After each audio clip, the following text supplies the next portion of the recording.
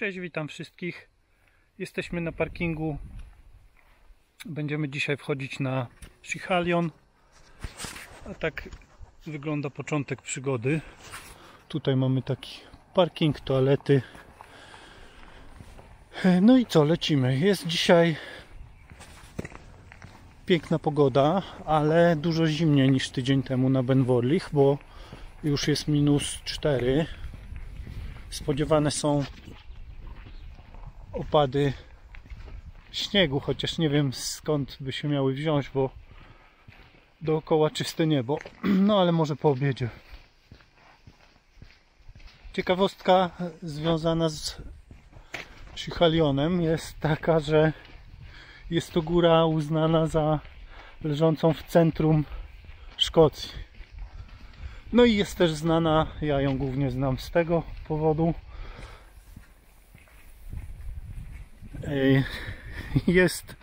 Widnieje na etykietce jednego z piw tutaj w Szkocji produkowanych. Co my tu mamy? Mapka 6,5 mili, 10 km w tą i z powrotem, 750 metrów przewyższenia. Tak to wygląda.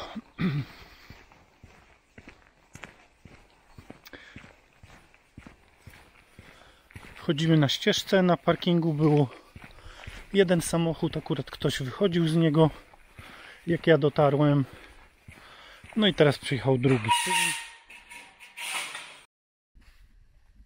Troszkę widoczków, takie mamy podejście, na razie bardzo łagodnie, ale podchodzimy do już tutaj podstawy tej góry.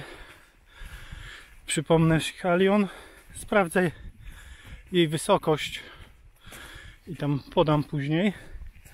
Mam nadzieję, że z wierzchołka będziemy gdzieś, może się tam uda zobaczyć Ben Vorlich. Moim zdaniem będzie to gdzieś w tamtą stronę, jakieś 30 mil, to jakieś, no nie wiem, może 40 do 50 km. Powinno być widać, o ile rozpoznam.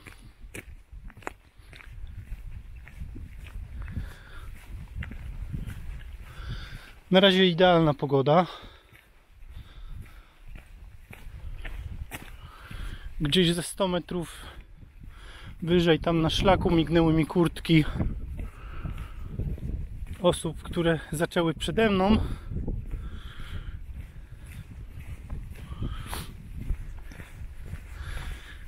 No i tak to się zaczyna. Bardzo dobra organizacja. Jest, tak jak było widać, ładny parking, toalety i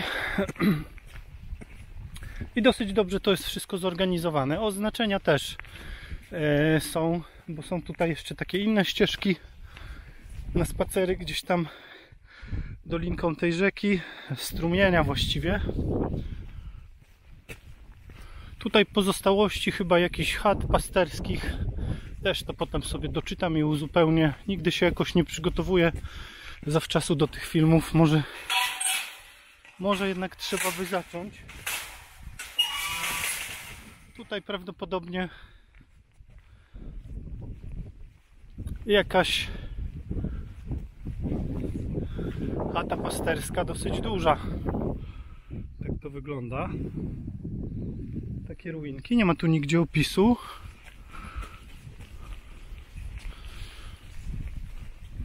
No ale chyba coś takiego tutaj było. Jakaś mała osada. Chociaż nie jest to takie małe. No jakieś... pewnie jakiś budynek gospodarczy. No dobrze. Wchodzę, zaczyna się podejście. Jeszcze nie jest źle. Jeszcze raz spójrzmy za siebie. Takie widoki. Pierwotnie wybierałem się na drugą co do wysokości górę w Wielkiej Brytanii. Ben Macdui. Zawsze mam problem z tymi nazwami, bo one są często w Szkocji z języka galickiego wzięte i trochę inaczej się wymawia, niż by się można było spodziewać łatwo zrobić błąd.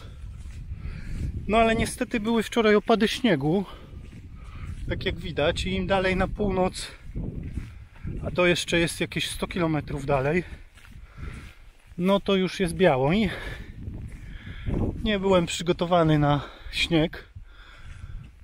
Trzeba było jakieś inne buty, a na razie testuję właśnie te buciki, połóweczki, więc po śniegu by się słabo w nich chodziło. Tutaj szczyt też jest ośnieżony, ale to już takie pozostałości, nic ze świeżych opadów. No i jesteśmy trochę wyżej. Tutaj przede mną krajobraz jak w Karkonoszach, powiedziałbym. Tutaj ścieżka, wchodzimy nią. No i tam gdzieś ten parking, gdzie zaczynaliśmy. Z tyłu widać jezioro Loch Tumel na rzece Tumel. Nie potrafię podać nazw okolicznych szczytów. Jedna zmiana w stosunku do tego, co robiłem tydzień temu. Mam kijki trekkingowe. Zobaczymy, jak się będą sprawdzały na podejściu. Chociaż pokładam bardziej nadzieję w ich użyteczności, jak będę schodził, bo dla mnie zawsze zejście jest mniej przyjemne niż wejście. I jesteśmy już teraz gdzieś w 1/3 wysokości. Co jakiś czas są takie skały, czasami z wykutymi ławami. Można sobie tu odpocząć, schronić się latem, może przed słońcem, a w razie jakiejś niepogody można tutaj chwilę przeczekać. Obchodzimy teraz Schiehalliona. Będziemy teraz się bardziej po wschodniej stronie przemieszczać. No i doczytałem się wysokości góry. Schiehallion ma wysokość 1083 metry.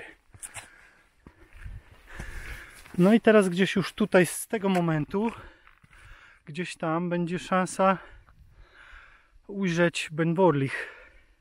To jest chyba zresztą tamta góra. Jestem prawie na pewno przekonany, że to Ben Vorlich. Ale jeszcze zobaczymy. I za chwilę będziemy mieli atak szczytowy. Wiem, że teraz wieje. Nie wiem, jak tu osłonić mikrofon trochę. No tam mamy Ben Vorlich i jednocześnie też to pasmo tam gór to jest granica Parku Narodowego Loch Lomond Trosachs. Dwa parki są w Szkocji narodowe, a te wzgórza tam to jest drugi z parków Cairngorm National Park. Jest tam też taki resort narciarski w Wielkiej Brytanii, chyba największy. Nie wiem, nigdy nie byłem, nie jeżdżę na nartach. Więc gdzieś między tymi dwoma parkami no jest jakieś z 60 km. To jeszcze trzeba naokoło pojechać, ale tak mniej więcej to tutaj wygląda. No dobra, zabieram się do ataku szczytowego. Będzie pewnie niesamowicie wiało. Moje kijki się sprawdziły. Kijki są bardzo śmieszne, zabawkowe wręcz. Kupione gdzieś tam w Szkarskiej Porębie dawno temu. Ale wypróbuję sobie, jak to działa. No i jesteśmy już pod szczytem. To jeszcze jest taki chyba przedwierzchołek. Jeszcze dalej trochę będziemy szli, ale tu już się rozmył szlak, który do tej pory prowadził, bardzo wyraźnie był wytyczony. To już teraz od tego momentu każdy sobie rzepkę skrobie. Tu gdzieś między tymi kamieniami będziemy się posuwać dalej. I teraz tutaj dopiero mamy właściwy wierzchołek Schiehalliona.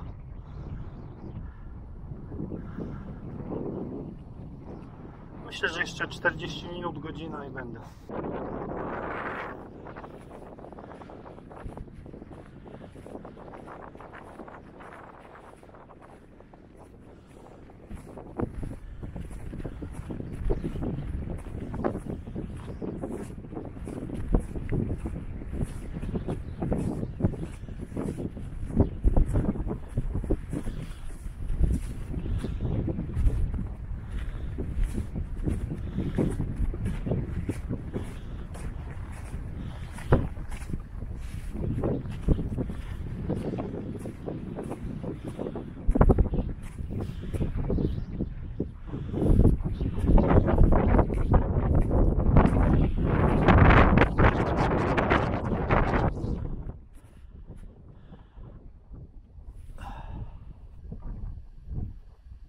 I okazuje się, że to jeszcze nie koniec, jeszcze kawałek dalej do wejścia, ale to już naprawdę blisko. Tak jak widać, trzeba sobie samemu tu znaleźć drogę. Dokucza mi katar, jest zimno.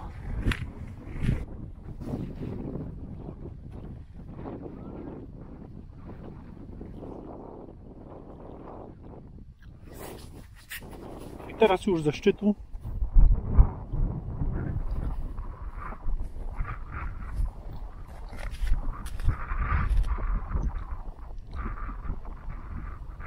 Takie widoki.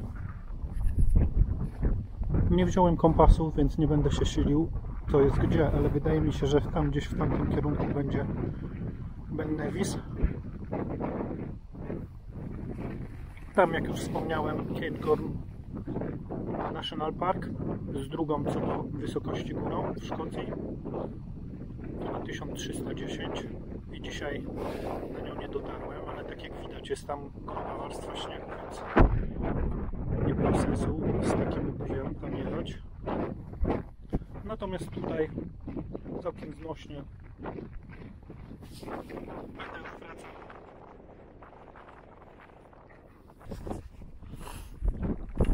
No i dobrze, wiatr jest taki, że pewnie i tak nic nie będzie słychać, no i wracamy.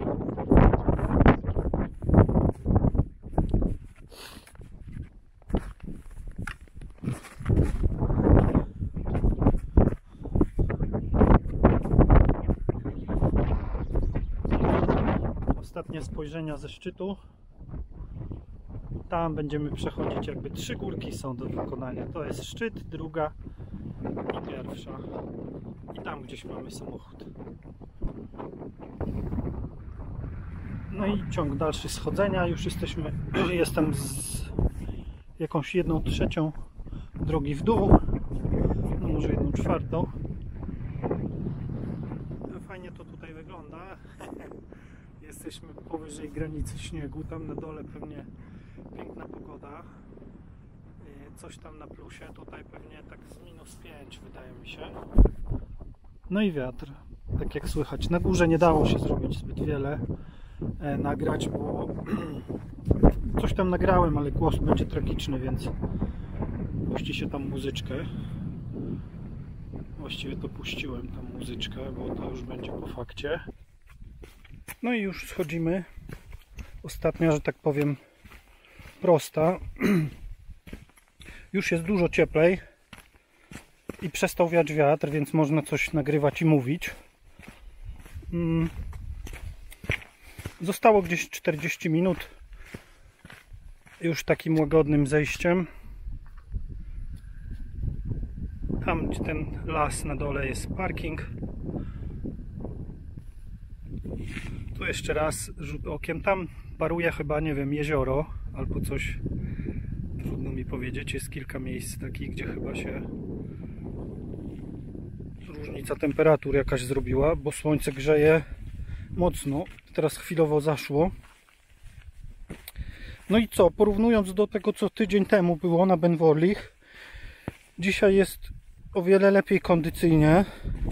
Plecak 2 kg cięższy, dochodzi do 17 kg. Ale też chyba tutaj było lepsze podejście. Niby tyle samo odległości do pokonania, około 10 km w obie strony.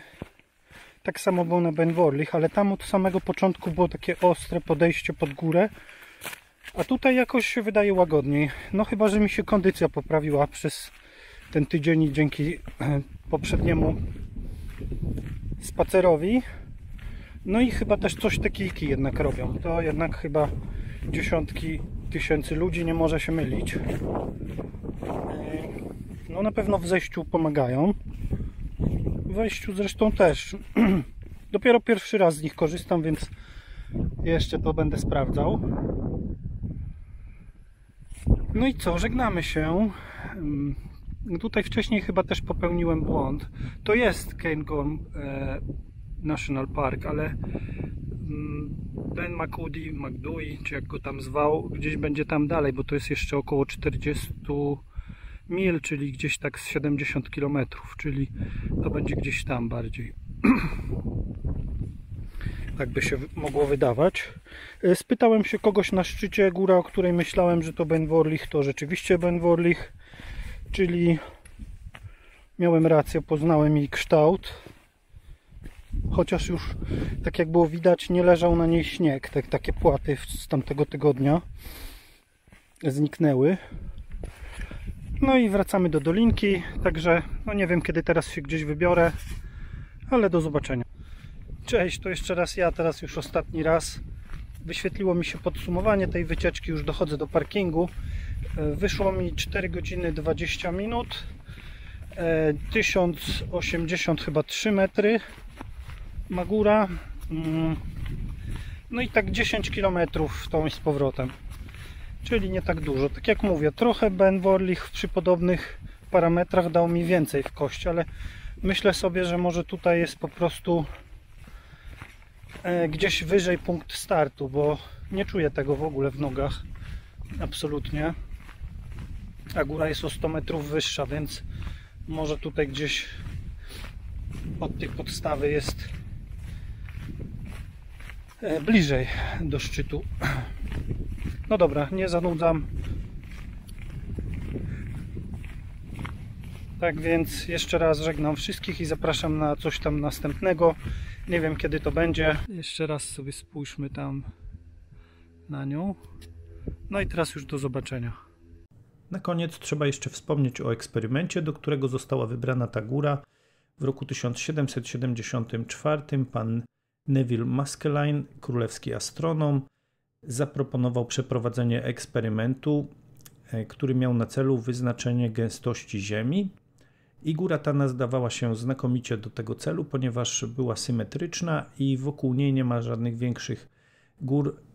Jest ona taka trochę osamotniona, więc nie będzie nic zakłócało tego eksperymentu, a eksperyment polegał na tym, żeby po obu stronach góry ustawić wahadła i masa góry powinna je odchylić i dzięki temu można było metodą triangulacji wyznaczyć gęstość Ziemi. I chyba eksperyment można zaliczyć do udanych, ponieważ dzisiaj przyjmujemy, że gęstość Ziemi to jest około 5,5 gęstości wody, a według ówczesnych obserwacji wyszło, że jest to 4,5 raza gęstość wody. I skręcając na parking jest stosowna tablica, która informuje o tym wydarzeniu. Poniżej umieszczam link, niestety w języku angielskim, jakby ktoś chciał się coś więcej o tym dowiedzieć, a tymczasem żegnam Was, do zobaczenia w następnym filmie. Cześć!